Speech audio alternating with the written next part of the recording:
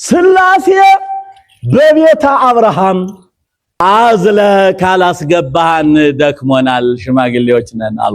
ስላሴ ናቸው። በዛን ሰዓት አንዱን አዘለውና ገባ፣ ሁለቱም አብረው ገቡ። ለምን? በስልጣን አንድ ስለሆኑ። የታዘለው ማን ነው? ምዕመናን፣ የታዘለው ማን ነው? ኢየሱስ ክርስቶስ ከሦስቱ አካላት አንዱ አካል ካንተ ስጋ ካንተ ነፍስ ነስቼ ሰው ሆንልሃለሁ ካንተ ዘር እወለድልሃለሁ ሲል ታዝሎ የገባው ወልድ እንደሆነ መተርጉማን ይተረጉማሉ። ጥቂት ውሃና እሺ፣ አሁን ደግሞ ቀጣዩ መምህር ደግሞ እንስማቸው። ወደ ዝቋላ ሲሄዱ አንድ 3 ሽማግሌ ሰዎች አገኙ። በእግዚአብሔር ዘንድ ጥቂት አዝለሸኝ ደክሞናል። እሺ ብሎ አንዱ ሽማግሌ ተሸክመው ሲሄዱ እሳቸው ሽማግሌ ሆይ ደክሟል፣ እህል በልተህ ስለማታውቅ ደክሟል፣ እዚህ ይበቃል አሉ። የት ታውቀኛለህ አሉ። አቡነ ገብረ መንፈስ ቅዱስን እዘለኝ ያለው ሽማግሌ ደክሟል፣ እዚህ ይበቃል አሉ። ሂድና ጓደኞቼን አምጣቸው። አመጡ። ሶስቱም መጡ። ሁለቱንም አመጡ። አምጥቶ ሲጨርስ እናንተ ሽማግሌዎች ከየት መጣችሁ? ማዛችሁ ልብን ይመስጣል አሉ። በአንድነት በሶስትነት ተገለጡለት። ለካ ስላሴ ናቸው ሽማግሌ መስለው የተገለጡለት ማለት ነው፣ የተገለጡላቸው። ስለዚህ አብ ምን ይላል ደራሲው? ስለዚህ ምን አለ? አብ በዘባኑ ወልድ በዘባኑ መንፈስ ቅዱስ በዘባኑ ዘሐዘሉ ወበኪዳኑ ብሎ ይናገራል። ተመልከቱ፣ አብ ወልድ መንፈስ ቅዱስን ለማዘል የበቃ። እሺ እንደሰማችሁት ነው እንግዲህ አንደኛው መምህር አብርሃም በመምሬ አድባር ዛፍ ስር ተቀምጦ ሳለ እግዚአብሔር ተገለጠለት ወይ ደግሞ ስላሴ ተገለጡለትና አብ ወልድ መንፈስ ቅዱስን አዝሎ ይዟቸው ገባ፣ አዘላቸውና ይዞ ገባ የሚል ነገር አንደኛው መምህር ሲነግሩን ሰማን። መጽሐፍ ቅዱሳችን እንደዚህ አይነት ታሪክ አለ ወይ? ዘፍጥረት መጽሐፍ ምዕራፍ 18 ላይ ነው እንግዲህ እግዚአብሔር ለአብርሃም እንደተገለጠለት የሚናገረው 3 ሰዎችን እንደተመለከተና አብርሃምና እግዚአብሔር ሲነጋገሩ እንመለከታለን። ነገር ግን 3ቱ ሰዎች ስላሴ ናቸው ይላሉ መጽሐፍ ቅዱስ። ለምን?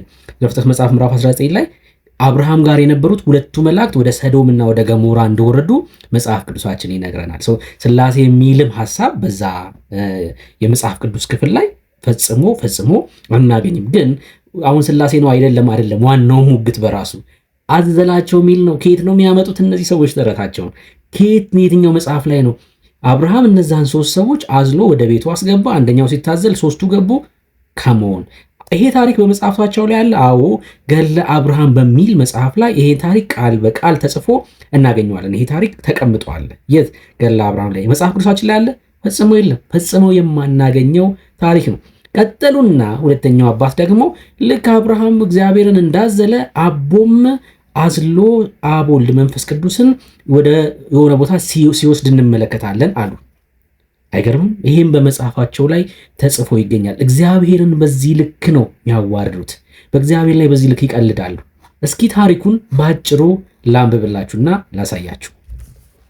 መጽሐፉ እንደምታዩት ይሄ ነው። እዚህ ጋር እንዳስቀመጥኩላችሁ ገድለ አቡነ ገብረ መንፈስ ቅዱስ የአቡነ ገብረ መንፈስ ቅዱስ ገድል ነው የተዘጋጀው። ይሄ መጽሐፍ በምድረ ከብድ አቡነ ገብረ መንፈስ ቅዱስ አንድነት ገዳምና በዝቋላ አንድነት ገዳም 2ቱ ገዳማት በጋራ ያዘጋጁት መጽሐፍ ነው። እዚህ መጽሐፍ 13ኛው ምዕራፍ ላይ በገዳሙ በተዘጋጀው 13ኛው ምዕራፍ ላይ ይሄን ታሪክ እናገኛለን።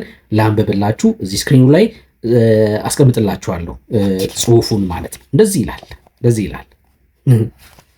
እሺ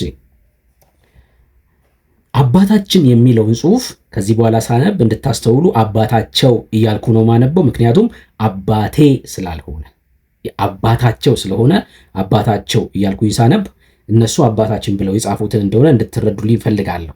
አባታቸው ገብረ መንፈስ ቅዱስም ከዚያ ተነስቶ መላእክት እንደነገሩት ወደ ዙቃላ ተራራ ሄደ። በመንገድም 3 ሽማግሌዎችን ደክመው በጥላ ስር አርፈው ተመለከተ፣ አገኘ። ያረፉበትም ተራራ እንደ ፀሐይ ያበራ ነበር። አባታቸውም አይቶ በልቦናው እሰወራለሁ ብሎ አሰበ። እነርሱም አይተው ስለ እግዚአብሔር በእግዚአብሔር ስም እየለመነ ነው። ተመልከቱ። ስለ እግዚአብሔር ፍቅር ብለህ አትለፈን፣ 1 ምዕራፍ ሽማግሌዎች ናቸው፣ 1 ምዕራፍ አዝለ ውሰደን እያሉ አሰምተው ተናገሩ። ቀርቦም ባያቸው ጊዜ መላ ሰውነታቸው በሽበት የተሸፈነ የደከሙ ሽማግሌዎች መሆናቸውን ተረዳ። አንዱንም አዝሎ ሄደ። ተመልከቱ፣ አቦ አንደኛውን ከሥላሴ አካላት መካከል አንደኛውን አዝሎ ሄደ ይለናል።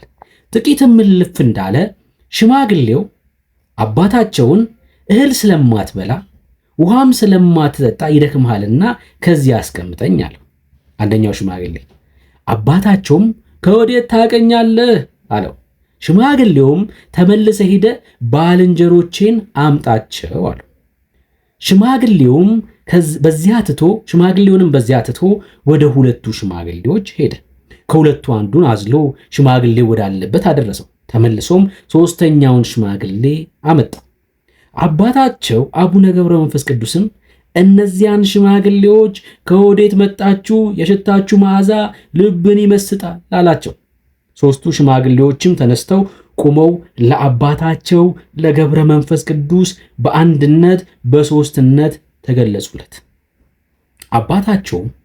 አባታችን አብርሃም የእምነት አባታችን ነው፣ አባቴ ብዬ እጠራዋለሁ። አብርሃምን ወንጌል አማኙም አባቴ ብሎ የሚጠራው አባት ነው።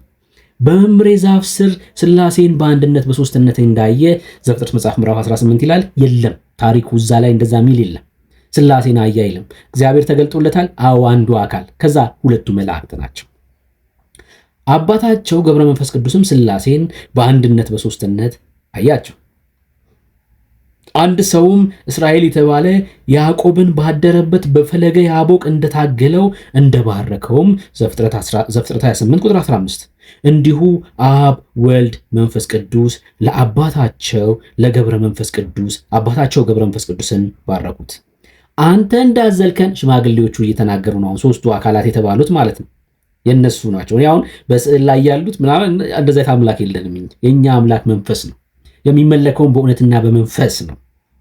እንደዛ አይደለም። የኛ አምላክ ማንንም አምላክን አይቶት ሊስለው አይችልም።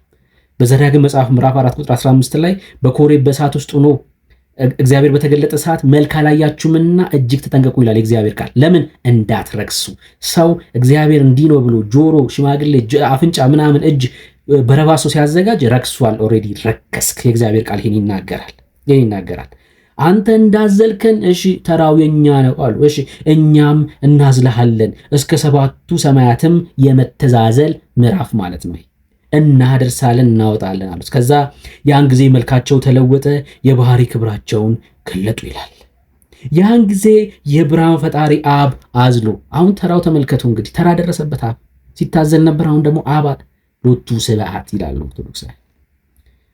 ይሄን ወቀ ሎቱ ስብሐት የሚያስብለው አብ ደግሞ በተራው አዘለ። ከዛስ ያን ጊዜ የብርሃን ፈጣሪ አብ አዝሎ እስከ 2ኛው ሰማይ እስከ 3ኛው እኩሌታ አዘለው ይላል። ከዛስ ደከመኝ ና ደግሞ ወልድ ዘል፣ ወልድም ተቀብሎ አዝሎ እስከ 5ኛው ሰማይ እስከ 6ኛው እኩሌታ አደረሰው።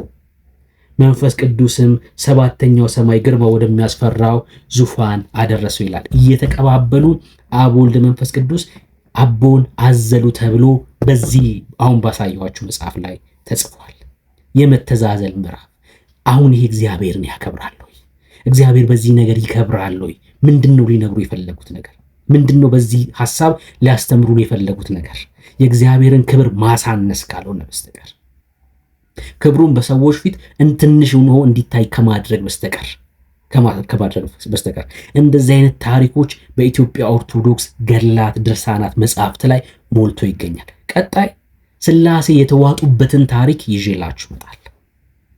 ሥላሴ ተውጠው በዘራ ብሩክ ሆድ ውስጥ የቆዩበትን ታሪክ ይዤላችሁ በቀጣይ እመጣለሁ። እንደዚህ አይነት ታሪክ የሞሉበት እግዚአብሔር ተክዶ በእነዚህ ሰዎች የዘላለም ሕይወት የሚገኝበት ስፍራ ነው። ከዚህ ስፍራ ሰዎች በማምለጥ የዘላለም ሕይወት በክርስቶስ ኢየሱስ ብቻ በማመን እንድታገኙ ጥሬ ነው። እንግዲህ መልእክታችን ይሄ ነው።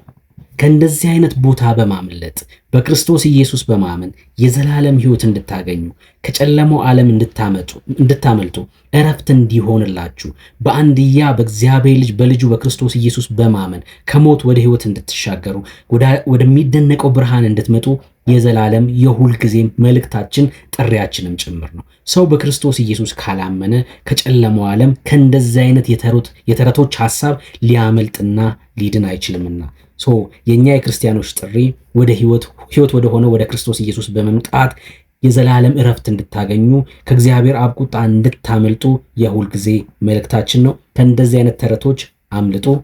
ሻሎም